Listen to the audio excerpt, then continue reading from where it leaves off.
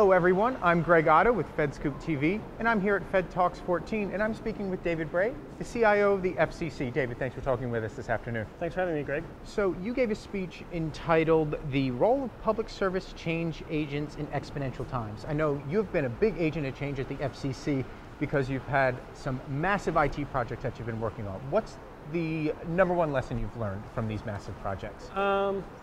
So the best lesson I think I learned is that a team itself can be inspiring if you provide the top cover and serve as a human flak jacket for them to get the work done. I kind of knew going into the FCC that the case where the IT systems had been neglected, they weren't in the best sort of shape, so I knew it was going to be difficult.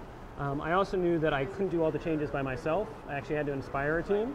And so the way that I sort of approached that was saying, I'm going to try and be their flak jacket, I'm going to try and be their champion of change if they have good ideas, but ultimately they need to be the change agents, and then I'll provide the top cover, I'll take the bullets if people are resistant to change.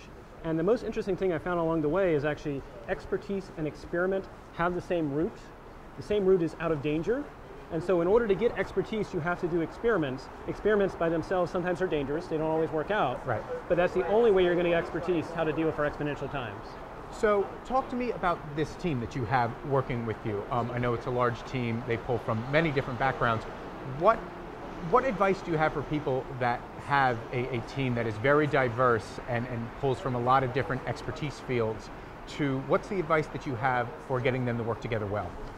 So the first thing is I embrace diversity. In fact, there's actually evidence that shows if you have a diverse team, you're actually going to beat a team that's not diverse.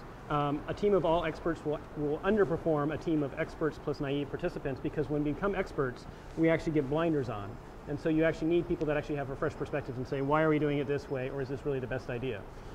In terms of how to get them to better work well, one, it's to encourage basically three values. We have three values on the team, which is first and foremost benevolence. We're all basically going to try and do the right thing for the good of the FCC, for the good of public service, for the good of the public in general.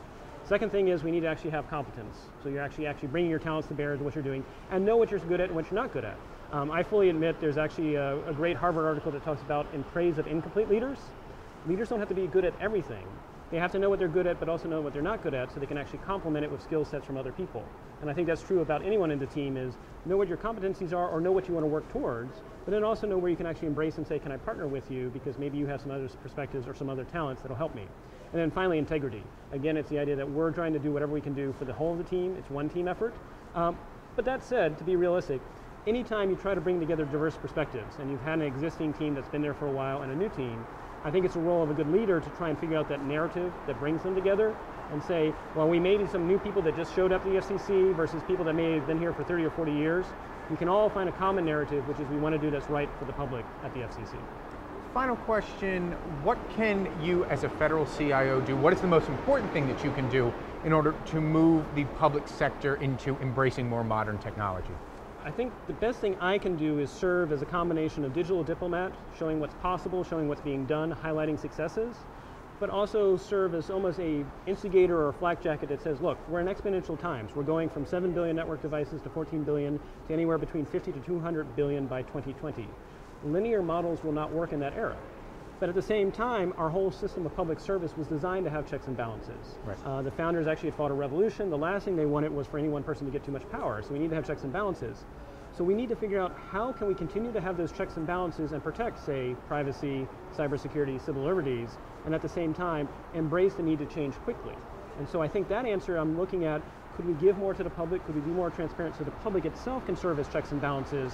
And at the same time, we can move forward with speed and actually figure out a way with this grand American experiment, which is the United States, that dates back to 1776, to continue it as how it's going to exist going forward in an exponential era. Very grand vision for the future. You have to dream big, otherwise, what's the point? We're here for public service to make a difference. Right.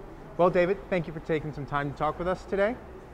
For FedScoop TV, I'm Greg Otto.